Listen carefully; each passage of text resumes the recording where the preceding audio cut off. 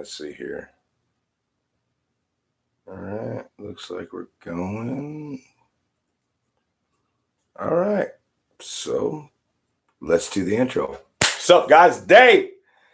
Okay, so I put up a poll again this last start of this week, and dang, y'all, wow. Okay, I know I was late with the last video, but dude, Voltron was like, wow. Like, there was so much with Voltron.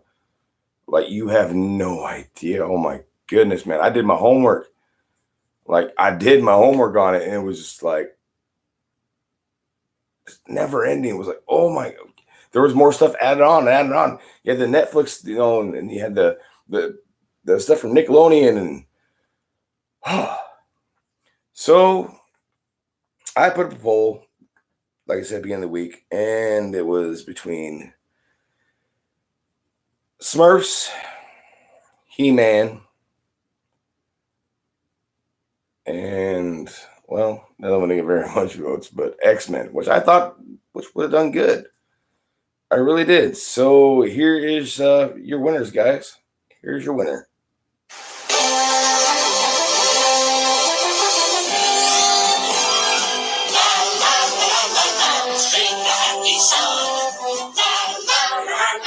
Please don't copyright me.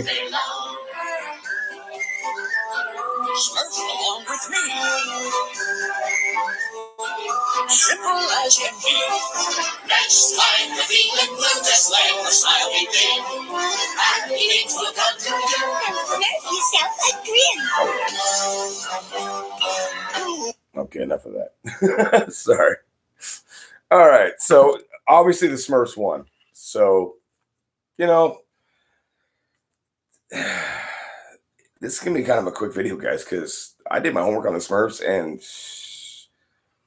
I mean, there's a lot with the Smurfs, but there's really not a lot with the Smurfs.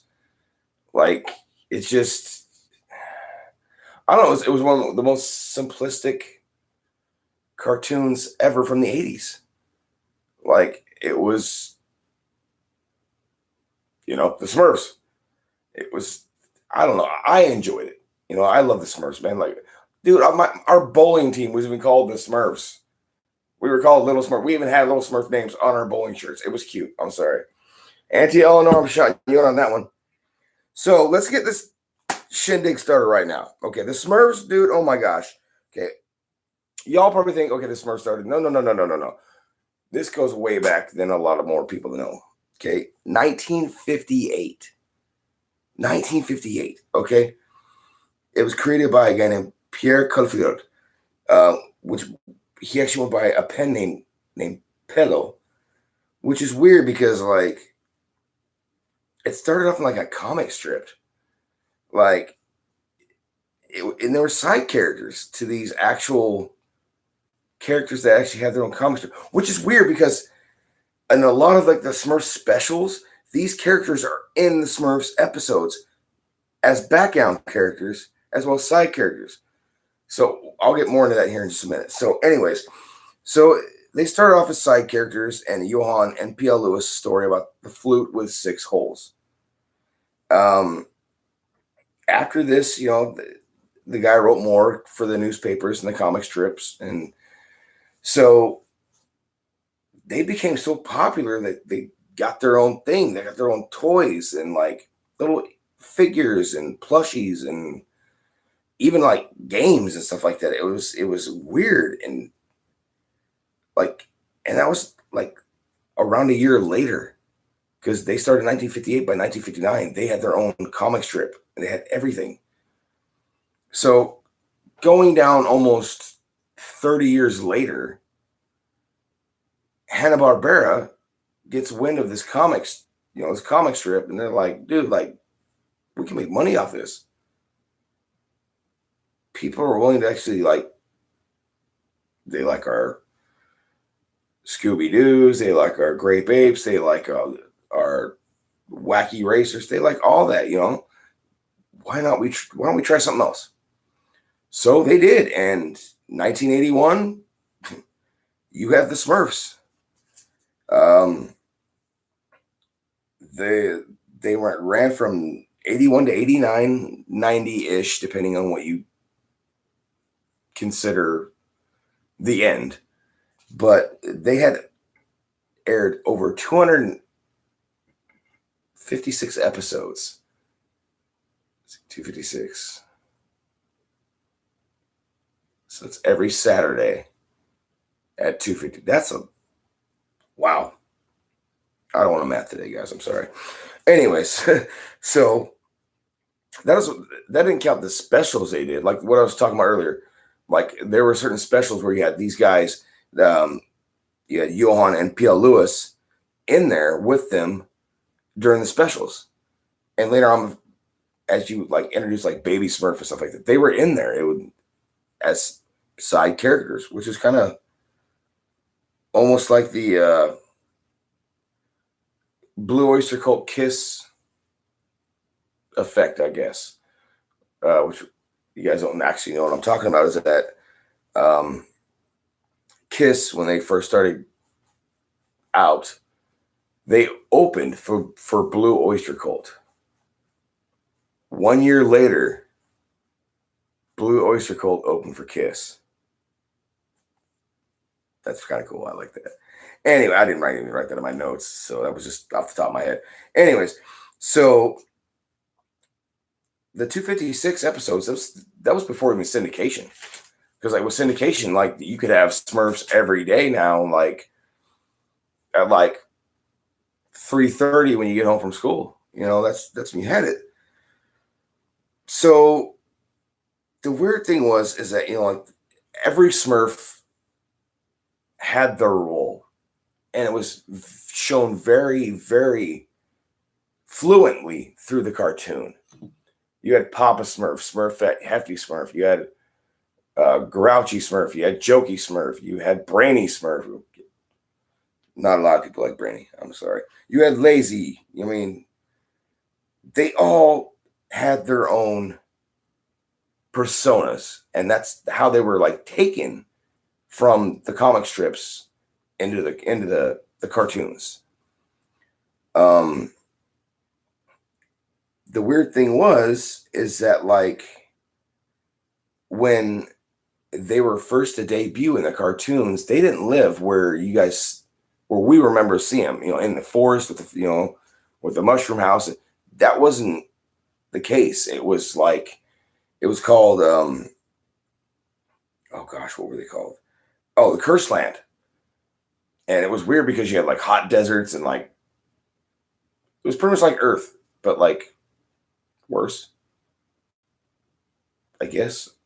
You know, it wasn't the Smurfs that I grew up on, and I'm sure all you grew up on. That's kind of how it was weird. But like the one thing that they took from the comic strips and brought into the cartoons was how they got around was by the animals. And one of the things in the comic strips with the Cursed Lands was they got around by storks, which of course they brought into the cartoons. The weird thing is that the 80s lifestyle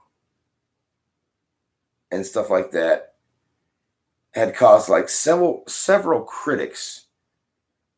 Now this is kind of weird, and like I don't know. I looked into this, and it was just like I'm like, am I really? It's a cartoon. It's a cartoon. I've said that before, but still. Okay, basically, okay, this is the exact quote. Okay. Critics to label them as communists due to the economy running on cooperation, being devoted and devoid of no money. In this structure, each Smurf contributes to a solitary structure. I can't believe this, man. This is just, oh, wow. A solitary service and receives what they need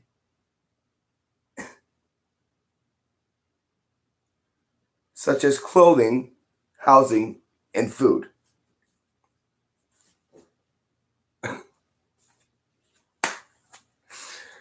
Oh, okay. I guess that's communism. Okay. That's from a cartoon. That's an exact quote, man. I wrote that down so I can. So, anyways, let's get to the characters. Papa Smurf, leader of the Smurfs. Smurfette, the only woman there. Till later episodes when you had Sassette. And let's see here. You had one of my favorites of all time. Oh, man. Every time I saw this Smurf on there, I feel in my heart, man. I feel in my heart. That's Clumsy Smurf. Ah, Clumsy. He always made me laugh. Jokey wasn't. I can't beep it, so I'm not going to say that. I'm having fun with this one, guys. I mean, it's so short. I'm just trying to make it a little bit longer. Just trying to entertain you guys. So I'm not like, here's this, done. No, I'm trying a little bit harder. I'm in a good mood. Speaking of being in a good mood, you know what? I'm going to pause this real quick. So I got an amazing gift from an amazing person today who I love very, very much. Autumn, you are freaking amazing, dude. I even cleared the space right there. Right there. Where that's going. So I thank you so much for this. I so appreciate it. You have no idea how much you are amazing to me, dude. Like you're helping me through so much right now, guy. And guys, the ones that know, thank you too, you know. Let's get back to this. Anyways, so the villains. Gargamel. Azrael. A cat as a villain. Where have we seen that before?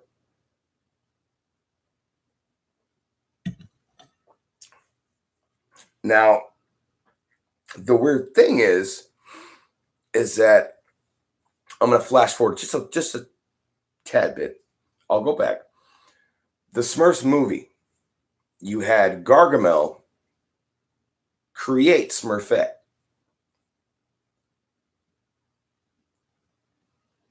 Okay. So he can infiltrate the Smurfs. Now rewind. So we're going to pause on that for a second. So the voices of the Smurfs. Now, the one thing that like blew my mind, Don Messick, which I talked about on an early video with the Flintstones. This dude was like an icon of like voice actors. Like he started out as a ventriloquist and like just blew up from there. He was the voice of Papa Smurf. And he did Scooby-Doo, which, guys, I have seen that in the comments. I'll put it up. If it gets voted in, we'll do some Ruby, Roo. I can't really do the voice. Sorry. I suck at it. I'm sorry. Anyways, he did some iconic voices from like Looney Tunes and like just this guy was everywhere. Also, then you had Lucille Bliss. She was also in Looney Tunes. She was one of the evil stepsisters in Cinderella. Tom and Jerry, 101 Dalmatians. These actors that that did the voice of the Smurfs, they were everywhere. And one of the ones that kind of like threw me off that I had to like watch videos and like actually like close my eyes and listen was Paul Winchell, who did the voice of Gargamel. Now, when I saw the other voices that he did, I'm like, no way. And then I like closed my eyes and I listened. I'm like, oh, really? Here's a list of what Gargamel's voice did for our cartoons as kids. Okay. Tigger from Winnie the Pooh. Wacky Races. The Owl from the Tootsie Pop commercial. The Owl, how many licks take the center Tootsie Pop? 1, 2, 3. The Owl of that. He also did like 80s cartoons and 90s cartoons. He did cartoons that were back from like the 70s, like the Dr. Seuss Green Eggs and Ham. He was one of the voices on that. I mean, this guy was iconic. So now let's get back to what I was talking about with the whole Smurfette thing. So 2011, 81, 2011.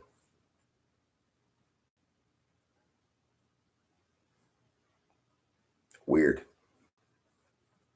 Because if the facts that I got were right, the Smurfs debuted in 1981 as a cartoon and as a live action CGI movie in 2011, 4.5 months apart. Better late than never. So 2011, you have the Smurfs. You had Neil Patrick Harris in this. I'm sorry, I love the movie. It was great. The second one was good. I mean, it showed you more of a backstory on Smurfette, and it was a great movie. I mean, it just, like I said, guys, I wish I had more on this. It was just, I kind of feel bad. Only at 17 minutes, and like normally this thing goes like 45. So, but honestly, once again, I just want to thank you guys for just even tuning in, liking the video, just just being here with me, man. I mean, I love doing this. It helps. It does. And once again,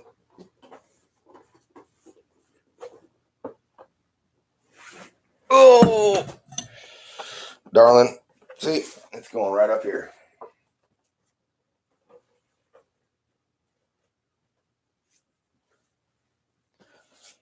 Autumn, thank you, darling. Love you, love you, love you. Yeah, once again, guys, I apologize for being so short. I mean, the Smurfs were the Smurfs. Like, I mean, I could have sat there and went through all 250 some odd episodes and made this go a little longer than Voltron, but I didn't want to do that. I want to get back on track and like the Smurfs were the Smurfs, man. I mean, we grew up with them. We loved them. I loved them. They were one of the best cartoons you could ever watch as a kid. I mean, hell, I let my kids watch them. I mean, there's certain cartoons that I watched as a kid I would not let my kids watch. No. But yeah, I'm going to put up another poll here. Let's say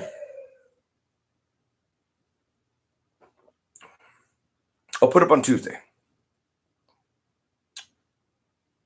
And I'm going to let you guys do this. Whoever watched this video, you come up with 3 picks. I'll go through them and see which one had the most common picks. And I'll put those up next week. So say like someone wanted like Tiny Toons or Babar or, I mean, like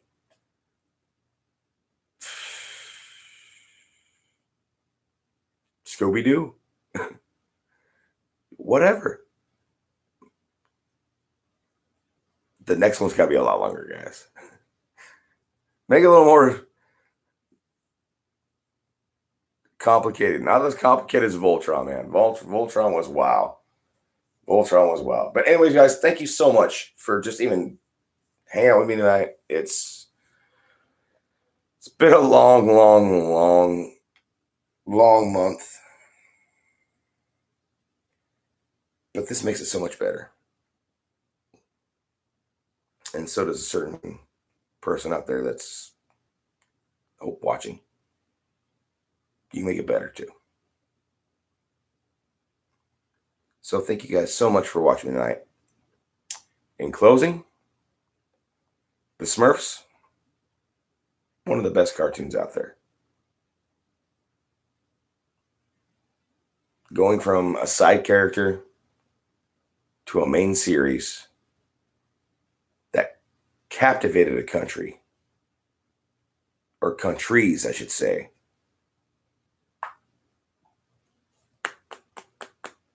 I applaud it. So in closing, guys, yeah, like I said, you guys tell me what you want. Tell me in the comments. And if I get enough votes for one of them on this and on my Facebook chat thing that I do, with the polls, we'll do it. I'm really thinking I'm going to have to do Scooby next week. That's what I'm thinking. Prove me wrong. All right, guys. Have a good night.